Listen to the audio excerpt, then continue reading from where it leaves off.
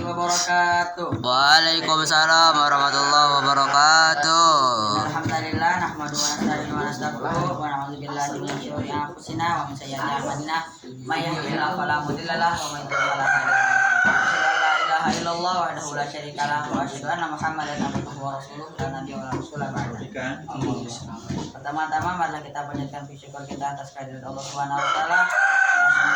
Kita boleh bernikmat, salah satunya bisa berkumpul di tempat yang insya Allah dimuliakan oleh Allah Subhanahu wa taala. Salawat dan salam dapat kita curahkan kepada junjungan kita baginda besar Nabi Muhammad sallallahu alaihi wasallam. Semoga para sahabat dan kita selalu umatnya saja hingga amin amin amin. Kami akan menyampaikan hasil diskusi kami yang berjudul penyebab hafal dan lupa yang akan disampaikan oleh Al-Fatih. Silakan. Ya dan Aska. Ngepris lagi deh. Pertama ini pembahasannya. Pada dasarnya hafalan itu merupakan karunia dari Allah Subhanahu wa taala. Sedangkan karunia Allah tidak akan diberi kepada orang yang bermaksiat. Namun ada juga faktor-faktornya menyebabkan seorang dapat hafal dan lupa. Penyebab hafal yaitu ialah yang paling utama ialah datangnya dari Allah Subhanahu wa taala. Jadi jika kita ingin menghafal atau menguasai suatu ilmu, maka kita harus berdoa dan memohon pertolongan Allah Subhanahu agar kita dimudahkan untuk menghafalnya.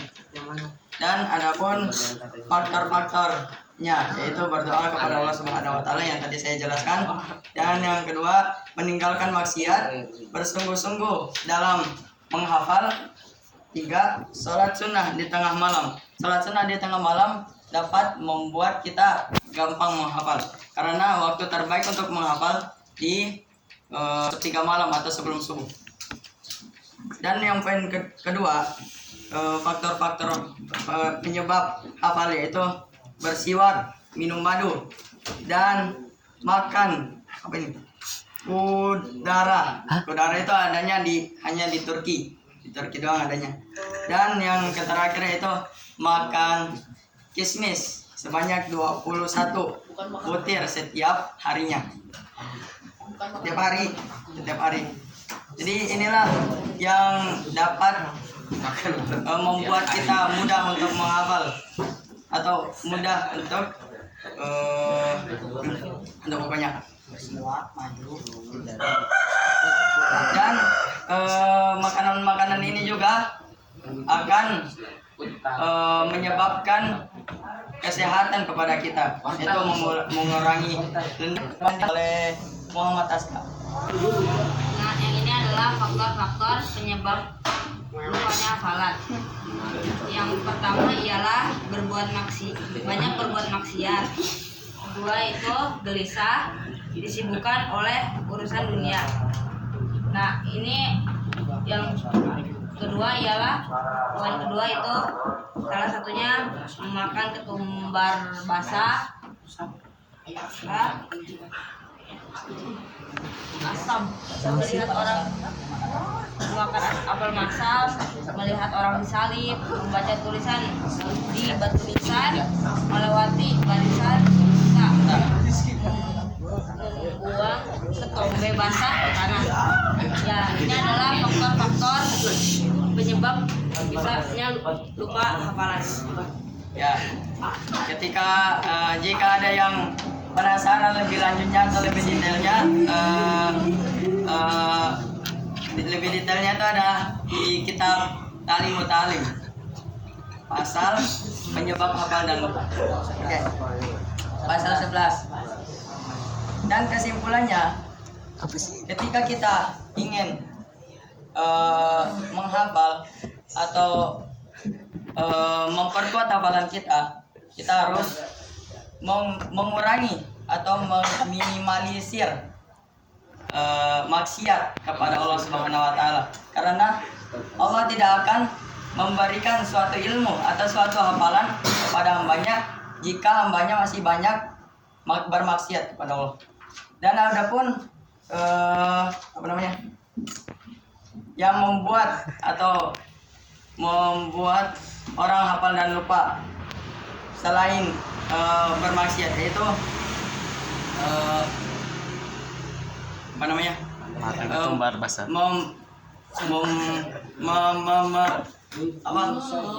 Menggali tanah.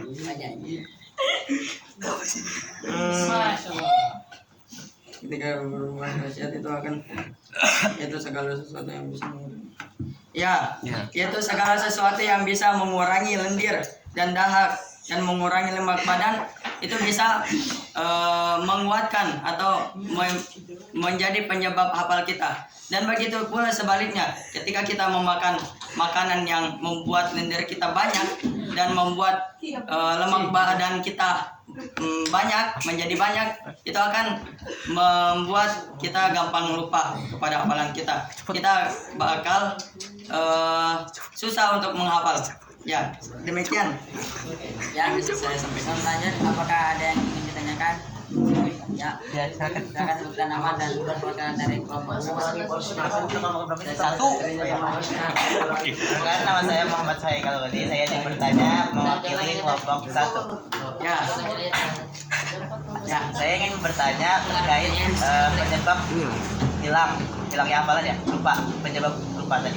Kan tadi dijelaskan bahwasannya segala apapun yang mengurangi lendir dan mengurangi lemak kan itu bakal memperkuat hafalan. ya, Kalau dari situ bisa diambil kesimpulan kalau misalkan memperbanyak lendir dan memperbanyak lemak lupa kan. ya. Nah, tapi tadi alasan penyebab lupa tadi kayak membuang ketombe basah ke tanah, makan apel asam, terus membaca batu nisan, melihat orang yang disalib. Itu kenapa apa sambungannya dengan penyebab lupa? Ya, terima kasih. Kalau mungkin ya, kalau orang yang disalib kan kita meninggal. Ditahan dulu. Oh, Satu ditahan. lagi pertanyaan. Ada lagi. Ada pertanyaan? Kata dia pakai pulpen emas. Ditahan dulu mikir dulu. Silakan. Ada lagi pertanyaan satu. Saya tidak mau. Kenapa?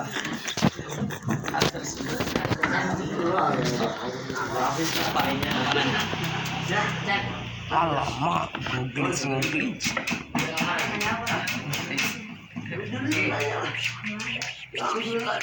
Pertanyaan coba.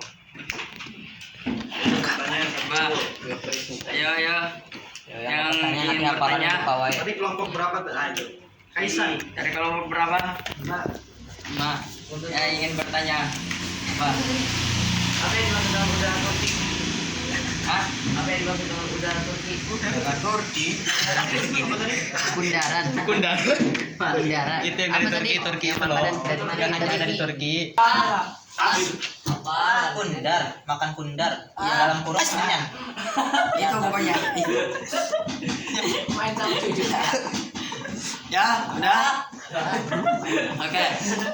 Pertanyaan saya, pertanyaan pertama, insya Allah bisa kami jawab. Itu tadi apa tadi namanya? Pertanyaan. Banyak ketombe basah, terus melihat orang Kemungkinan ya.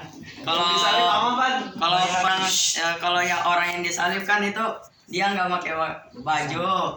Terus kita juga tidak mengingatkan orang-orang yang mensalib tersebut, sehingga itu dapat memperlemah hafalan kita karena kita bermaksiat. Terus kita tidak amar ma'ruf nahi munkar. Ya.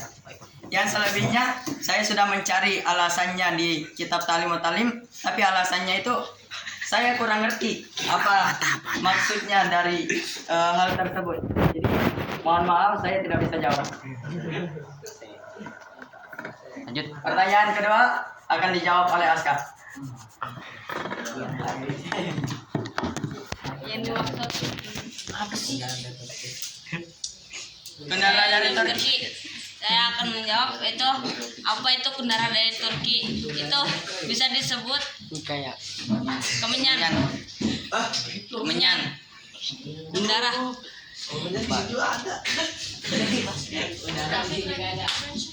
Ya.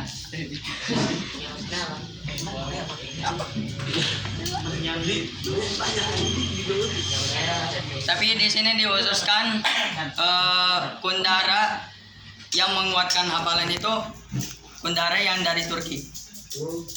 Kalau yang berada di Indonesia saya tidak tahu apa yang membuat bedanya. Apa bedanya dan apa khasiatnya. Oke. Sekian. Ada lagi yang ingin bertanya? Masih ada. Apakah masih ada Tadi yang ingin yang bertanya? Faik tadi kelompok Satu, 1, Kaisan 5, 5. Ayo kelompok 3, kelompok 2, kemudian kelompok 4, 4. 3, 4, 3, 4, 2, 3, 4, 3, 4, 5. 5, ayo 5. Oh, 3, 4, 6. Sudah. Ayo. Apa? Ayo. Tanyakan lagi. Apakah ada yang ingin ditanyakan lagi terkait penyebab hafal dan lupa? Mungkin ada curhat-curhat. Curhat dong lah. Asia. Ya. Tidak ada kayaknya. Tidak ada yang bertanya berarti. Udah mentok. Ya. Lanjut, tutup. Oke, mungkin segitu saja hasil presentasi kami tentang penyebab hafal dan lupa.